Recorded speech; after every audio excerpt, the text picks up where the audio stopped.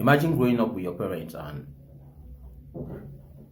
being full aware of the fact that if you stole money from your parents' purse, or purses in this case, your cousin who lives with you will be the one accused of stealing.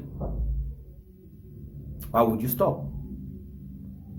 Imagine that every time you went out to your neighbor's home and stole from your neighbors, your parents were going to back you up and say, no, my child or children cannot steal. Why would you stop? That has become emblematic of African politics, where our leaders do all these transactions knowing full well that they won't be blamed for it. After all, our pundits on TV will just tell us it's the fault of the West. It is the fault of the scramble for Africa. It is the fault of colonialism. We don't hold our own accountable. It is never about our leadership. It is always about, well, the West did this to us. So if our leaders went abroad and made a terrible deal in terms of IMF loans, it is not their fault. It is the IMF's fault. If our leaders didn't build roads at home, it is not their fault. It is the West's fault. If we didn't build good hospitals, it is not our fault. It is faulted to the West.